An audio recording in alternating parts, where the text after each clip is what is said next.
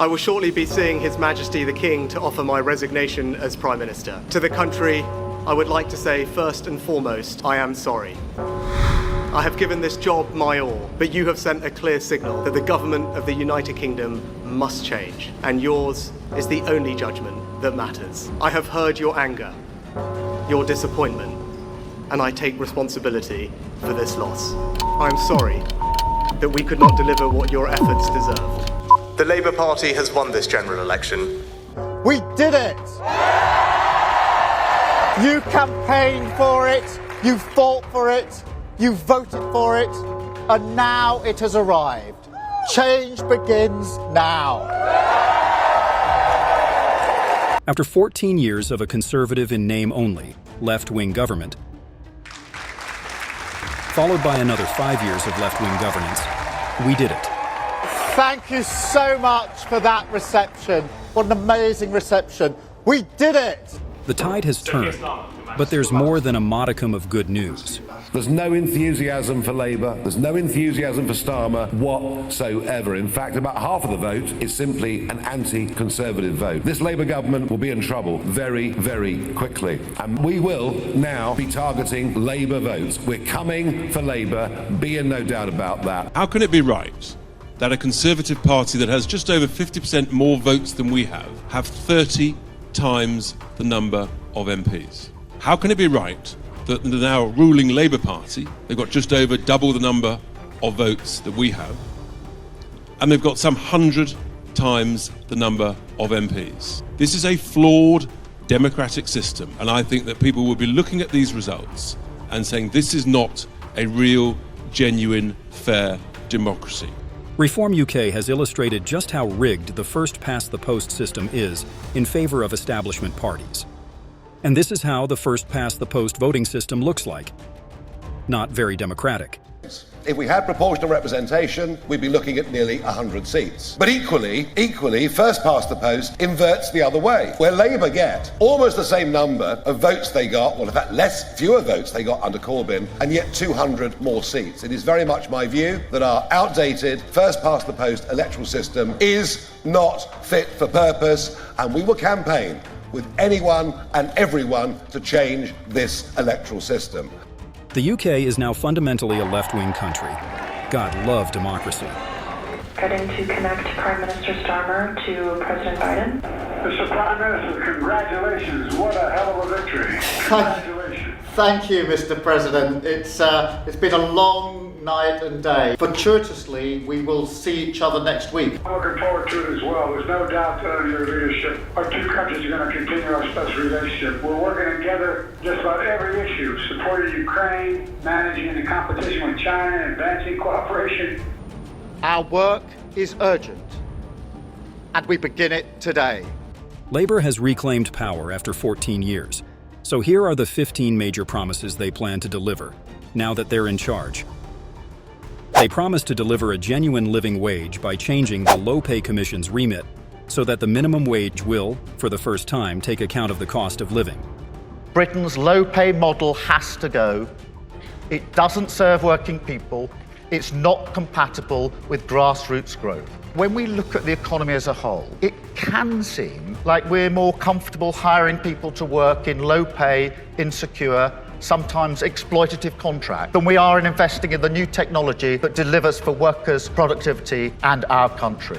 And we can't compete like that. There's no doubt we need to raise the floor on wages and build lasting change with a genuine living wage that working people can actually live on. We will change the Low Pay Commission's remit so that the minimum wage will for the first time take account of the cost of living. They will ban zero-hour contracts and end fire and rehire practices. We'll make work pay. Zero-hour contracts scrapped. Fire and rehire finished. A genuine living wage. And I want to be crystal clear about this. We are going to level up workers' rights in a way that's not been attempted for decades. The UK's tax burden is at its highest level since World War II. So Labour says it will freeze income tax and cap corporation tax. and make pro-business and pro-growth choices. Our commitment, as I say, to not increasing income tax, national insurance or VAT was an election promise, and it's one that we stand by.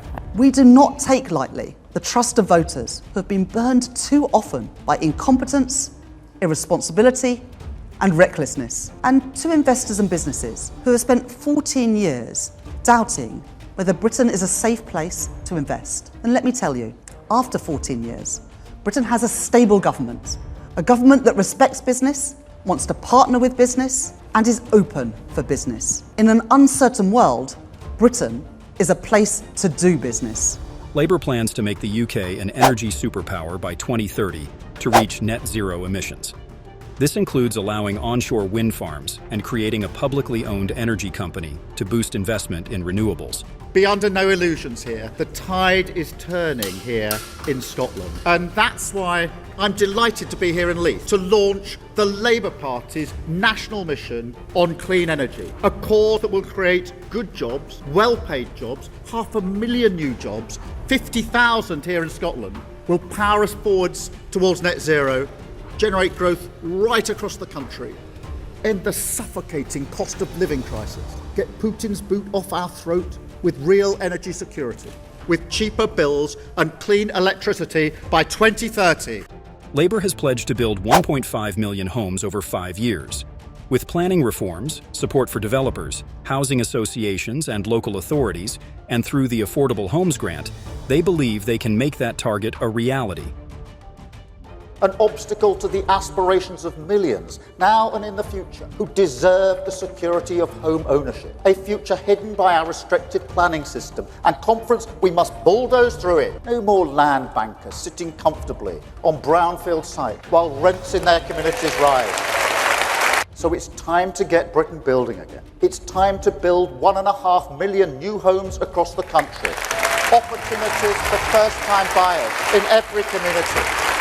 New development corporations with the power to remove the blockages. New infrastructure to support families and communities to grow.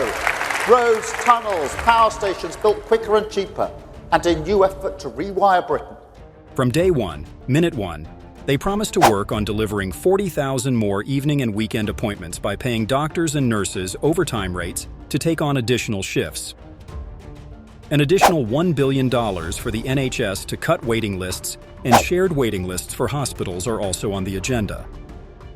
And this will be a first step, so one of the first things that we do, and not the only thing that we do for the NHS, but just the first thing, which is to have 40,000 extra appointments and operations every week.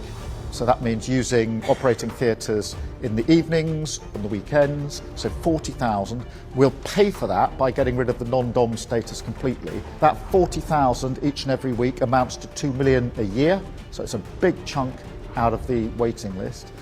On the Rwanda deportation policy, Starmer says, "We're going to scrap the scheme. It's extremely expensive and was a waste of taxpayers' money. Instead, a new unit called Border Security Command will target traffickers bringing people across the channel." Look, the Rwanda scheme was dead and buried before it started. It's never been a deterrent. Look at the numbers that have come over in the first 6 and a bit months of this year. They're record numbers. That is the problem that we are inheriting. It has never acted as a deterrent, almost the opposite. These criminal gangs are organising dangerous boat crossings that are undermining our border security and putting lives at risk, and they are getting away with it. So I have immediately started work on a major upgrade in law enforcement, including the process to recruit a new border security commander, new cross-border police to go after the criminal gangs. Labour are pledging, do you remember their ringing declaration? They're going to smash the people smuggling gangs. Well, we've got some breaking news on the illegal migration front. The first small boat migrants of the new Labour government have now arrived in UK waters. They arrived in the English Channel at that halfway point. What Keir Starmer is proposing, which is to, tackle the gangs, well, frankly, the last government were doing that for the last few years. It's not going to work. At the minute, it's wild and windy. But we do have some pretty strong first-hand accounts that as soon as we get a calm spell, they'll be crossing the English Channel in their thousands. And let's face it, Keir Starmer does not have a plan to deal with it. Labour says that, with 10% of teachers in England quitting the profession last year, They aim to recruit 6,500 new teachers in key subjects, funded by ending tax breaks for private schools. 6,500 extra teachers, paid for by removing tax breaks for private schools. Because we have to prepare our children and young people for the work they're actually going to do and the lives they're actually going to live. To make sure the skills they get, they're taught, are the skills they're actually going to need in life. Labour is promising a lot, but MPs are about to go on summer holiday, meaning they've got a busy few weeks ahead. The UK is on the brink of significant change. Will Labour deliver on their promises? Now. Or will the system remain rigged against the will of the people? Only time will tell. If you liked the video, please like and subscribe to spread more awareness. Share your thoughts in the comments below and join the conversation. Your engagement helps us bring more content to life. Remember, stay informed, stay engaged,